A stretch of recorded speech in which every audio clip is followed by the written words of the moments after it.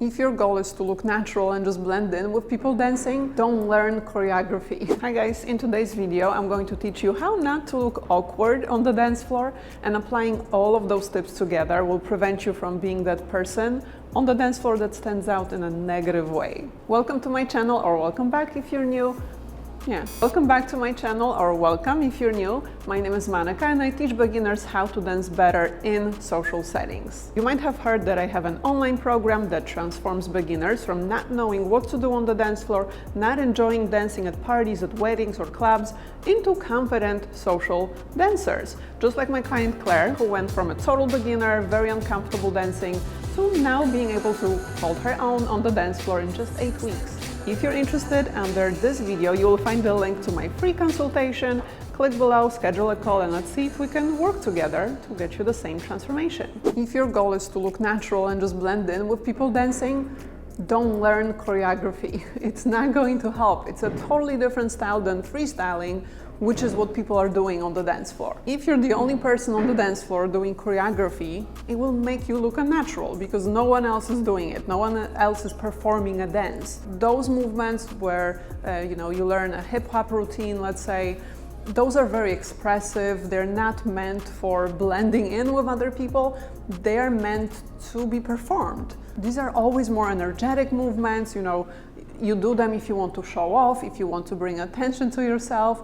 Not so much if you just want to look decent, groove to the music with other people on the dance floor and look natural. If your goal is to be able to look good on the dance floor, whether you're dancing at a club, at a party, at a wedding, concert, festival, you have to know how to improvise, because this is what everyone else is doing on the dance floor. They are freestyling, which is pretty much an opposite style of choreography. Choreography, everything is memorized. You have a system where you go from one movement, then you do this one, then the next one, and usually you repeat each movement just once or twice, so you need to be able to quickly transition within the moves from one to the next. When you freestyle, in the matter of seconds you hear the song and you have to know exactly what to do, what movements go with whichever part of the song, and you decide how to match them to the music within split seconds. So it's all spontaneous. If you are a beginner, avoid advanced moves.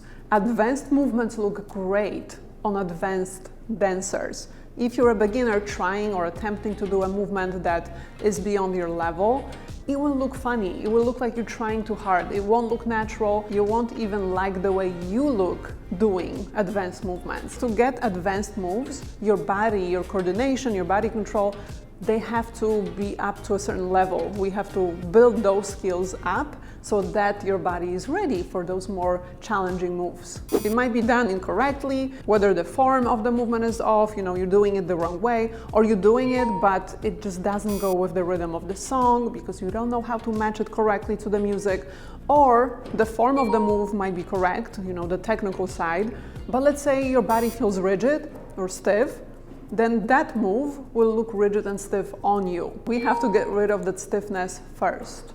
Next thing you want to avoid when you're on the dance floor is looking down or up when you're dancing, and I'll tell you why. If you look down, this is where your energy goes. So it doesn't matter if the steps look great, you're grooving, but if you dance constantly looking at the floor, because let's say you're not confident to look around, all of those movements will look timid, they will look shy.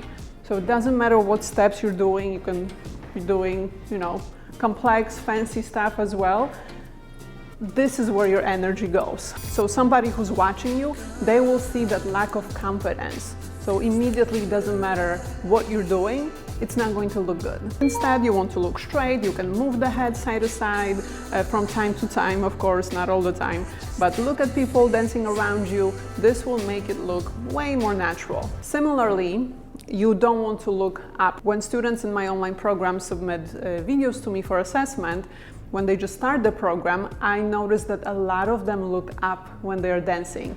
So it's so easy to tell that they're focusing on, oh, what am I gonna do next? Where's the beat of the song? It gives away that you're thinking, that you're focusing too much, that you're not sure of what you're doing. So avoid looking up. So it's not only the moves that are important, but where your gaze goes, where you're looking, also makes a huge difference. When you're dancing, to avoid looking awkward, you want to avoid focusing too hard, overthinking it, thinking about what you're doing, because you might be doing the moves correctly, but your energy will be off. You will look like you're forcing yourself to dance or like you're too hard on yourself. And it's totally okay to be focusing and thinking about what you're doing as you're practicing. You're actually supposed to do that. You have to be able to assess what you're doing and correct yourself, but not on the dance floor. By then, you should already have the skills, you should be ready, and that focused look shouldn't be there on your face when you're dancing in social settings. And how do you not look focused when you're dancing? You simply have to have the skills. That's the best solid way. It always works. If you have the skills, you know that you're doing everything correctly on the dance floor, you won't second guess yourself. You'll simply know that you look good dancing, you have the skills. That's the way to go. Because if you're not sure if you're doing something the right way, that second guessing won't ever go away. Like, you will always be, whether you're dancing at home, you will be wondering, am I doing something right? Then later, when you're dancing in front of 50 or 100 people on the dance floor, those thoughts will stay with you. And that's not fun. If you're looking for a mentorship program where you want somebody's help to get you to the point where you don't have to second guess yourself, you know exactly what you're doing on the dance floor, remember that I can help. In my online program, Confidence Through Dance, I help adults go from the sidelines to thriving in social dance situations by building their skills as well as their confidence step by step using my system. A system that in the past nearly 18 years helps beginners all ages, some of them you can see on screen here, go from no skills and looking rigid to skilled and confident social dancers. Below this video you will find a link to my free consultation. Feel free to book it and let's chat. Let's see if I can help you inside my online program. I've lost you, but I need you, and you're off my radar.